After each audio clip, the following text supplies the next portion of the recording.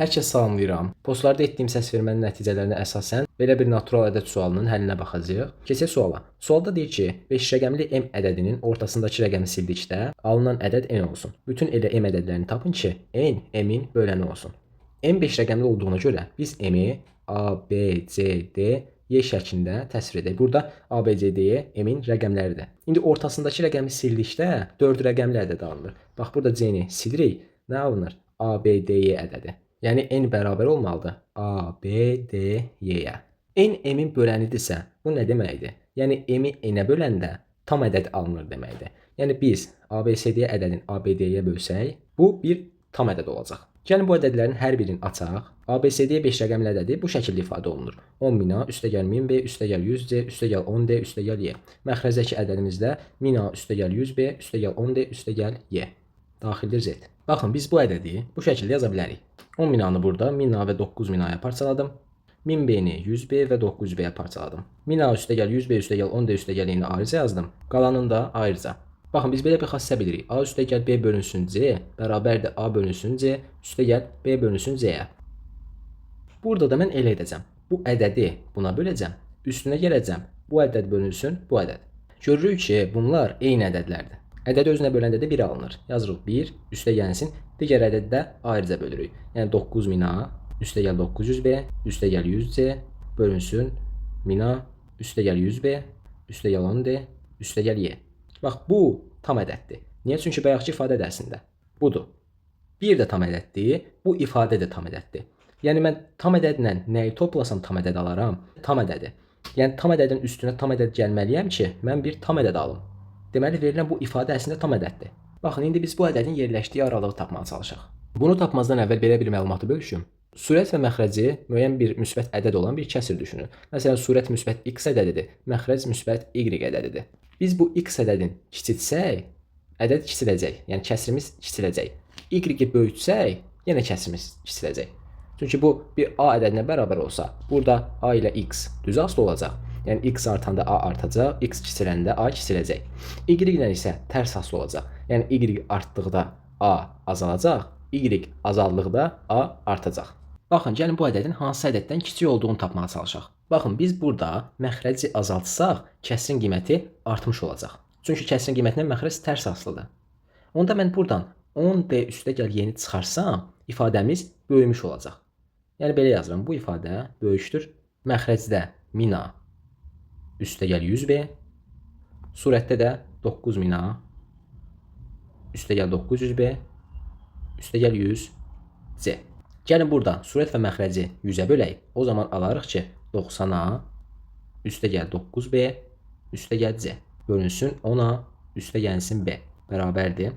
Surətdə 9-u, yəni 90A üstəgəl B-də 9-u çıxardaq çölə, alınır 10A üstəgəlsin B üstəgəl C bölünsün 10A üstəgəl B. Bunların hər birinin ayrı-ayrılıqda 10A üstəgəl B-yə bölüb toplayaq. 9 vur 10A üstəgəl B-ni böləndə bunlar islah gedir, 9 qalır. Üstəgəl C bölünsün 10A üstəgəl B. Baxın, bildiyimiz kimi A, B, C, D, Y hamısı rəqəmdir və 5 rəqəmli ədəd heç vaxt 0 ilə başlaya bilməz. Yəni ümumiyyətlə 5 rəqəmli olsun, 2 rəqəmli olsun, fərqi yoxdur. İlk rəqəmi 0 ola bilməz. Yəni burada A əslində 0-dan fərqlidir. A 0-dan fərqlidirsə, bu 10A üstəgəl B ədədi nə olmalıdır? Ondan böyük olmalıdır. Çünki A ən az 1 ola bilər. 1 olanda belə ifadəmiz 10A üstəgəl B bərabər olur 10 üstəgəl B-yə. Bu da ondan böyük olur, düzdür? C-nin biz rəqəm olduğunu bilirik. Yəni C-miz ondan kiçikdir. Ondan kiçik ədədi ondan böyük ədədə böləndə nə alınır? Birdən kiçik alınır. Niyə görə? Çünki bu zaman surət məxrəcdən kiçik olur. Surət məxrəcdən kiçik olan kəsir həmişə birdən kiçikdir. Təbii ki, burada müsbət ədədlərdən söhbət gedir. Əgər bu birdən kiçikdirsə, 9-un üstünə gələndə ondan kiçik olacaq. Biz bu aralığın tapmaq istədiyimiz ədədə A deyək. Onda A ədədimiz ondan kiçik olacaq. İndi gəlin bu ədədin hansı tam ədəddən böyük olduğunu tapmağa çalışaq. Baxın, hansından böyük olduğunu tapmaq üçün mən bu ədədi kiçildməliyəm. Bunun üçün ilk öncə surəti kiçildəcəm. Əgər surətdən 100C-ni kənara atsam, onda ədədimiz kiçiləcək. Yəni bu ədəd böyük olacaq nədən? Surəti 9000A üstəgəl 900B olan bir kəsirdən. Və bunun daha da kiçilməsi üçün mən məxrəci böyütməyə çalışacağam. Baxın məxrəcə. Məxrəc nədir? 10D üstəgəlsin Y. Bu əslində b-miz bir rəqəm olduğuna görə 9-dan kiçik bərabərdir. E-miz də rəqəm olduğuna görə 9-dan kiçik bərabərdir. Onda 10d üstə gəlsin y kiçik bərabər olacaq. D-nin əvəzinə 9 qoyuruq. 10 vurulsun 9. E-nin də əvəzinə 9 qoyuruq. Bu bərabərdir 99-a. Yəni bu ədəd 99-dan kiçik bərabərdir. Həmişə. Onda əgər mən bu ədədin əvəzinə 100 yazsam, onda ədədimiz böyümüş olacaq, düzdürmü? Bu ədəd böyümüşdürsə, məxrəc də böyümüş olacaq. Məxrəcin böyüməsi bu ədədin kiçilməsi deməkdir, düzdürmü? Onda mən də onu istədiyimə görə bu 10d üstə gəl y-nin əvəzinə 100 yazacağam ki, məxrəc böyüsün. İfadədə kiçilsin. 1000a üstə gəl 100b üstə gəl 100. İndi gəlin burada sürət və məxrəci 100-ə bölək. Alınacaq 90a üstə gəl 9b, məxrəcdə də 10a üstə gəl b üstə gəl 1 bərabərdir 9 vurulsun 10a üstə gəl b bölünsün 10a üstə gəl b üstə gəl 1. Bu 10a üstə gəl b nəyin açılışıdır? AB 2 rəqəmli ədədinin açılışıdır, düzdürmü? Çünki zaten a-nın sıfırdan fərqli olduğunu bilirik. Onda biz bunun əvəzinə, daha doğrusu 10a üstə gəl b-nin əvəzinə AB 2 rəqəmlisini yaza bilərik. Onda yazaq 9 vurulsun AB, məxrəcdə də AB üstə gəl 1. İndi gəlin burada belə bir şey edək. Bu surətə 9-u əlavə edəcəm, bir dəfə də çıxacam. Yəni bu şəkildə. 9AB, 9 vurulsun AB, üstə gəl 9, çıxılsın 9. Məxrəcdə də AB ədədi üstə gəlsin 1. Baxın, bunları ayrı-ayrılıqda böləcəm buna və çıxacam bunları. 9 vur AB üstə gəl 9-u AB üstə gəl 1-ə böləndə 9 alacam. Nəyə görə? Çünki burada 9 mötərizənin xaricinə çıxır. 9 vurulsun AB üstə gəl 1 alınır. Burada da AB üstə gəl 1-lər ixtisar gedir deyə orada 9 qalır. Onda yazırıq 9 çıxılsın. Bu 9-u da ayrıca buna bölürəm. 9 bölünsün AB üstə gəl 1. AB 2 rəqəmli ədəd olduğuna görə bu məxrəcin surətdən böyük olması açıq-aşkardır. Deməli, əslində bizim bu ədədimiz nə olmalıdır? 1-dən kiçik olmalıdır. Çünki məxrəc surətdən böyükdür. Gəlin anlaşıqlı olsun deyə biz bu ədədə k ədədi deyək. Onda k kiçikdir 1. Hər tərəfi mənfiyə vursaq, mənfi k böyükdür, mənfi 1 alarıq. Çünki bərabərsizlikdə hər tərəfi mənfi 1-ə vuranda bu işarə əksinə dəyişir.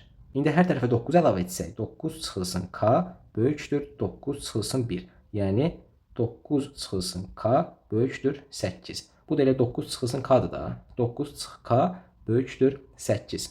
İndi baxın, bu ədədi, yəni a ədədini kiçiltdik.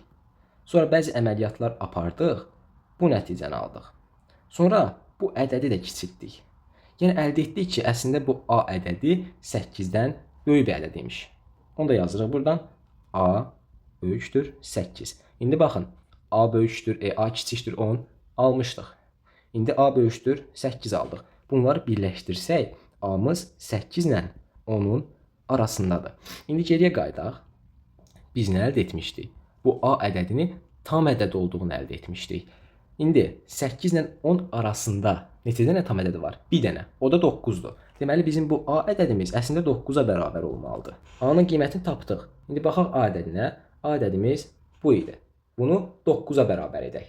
İndi gəlin bu tənliyi həll edək. Bunun üçün məxrəcdən qurtulmaq istəyirəm. Hər tərəfi məxrəcdəki ədədə vuracam. O zaman bu ifadədə məxrəc gedəcək. 9 isə məxrəcdəki ədədə vurulacaq. Yəni bu alınacaq. 9000 A üstə gəl 900B üstə gəl 100C bərabər 9 vurulsun 1000A üstə gəl 100B üstə gəl 10D üstə gəl Y. Burada 9-u bunların hər birinə ayrıca vuraq. Baxın, burada 9000A, 9000A islah getdilər. 900B, 900B də islah getdi. Nə qaldı? 100C bərabər 9-u çölə çıxardaq. 9 vurulsun 10D üstə gəl Y. Gördüyümüz kimi bu ifadə 100-ə bölünür. Deməli, bu ifadə də 100-ə bölünür. Yəni yazırıq 9 vurulsun 10D üstə gəl Y 100-ə bölünür. Bilirik ki, 9 ilə 100 qarşılıqlı sadədir. Yəni 9 ilə 100-ün ortaq bir vuruğu yoxdur ki, 9 100-ə bölünsün, yaxud 9-u 100-ə böləndə ixtisar geçsin. Deməli, 10D üstə gəl Y 100-ə bölünməlidir. Yazırıq 10D üstə gəl Y 100-ə tam bölünür.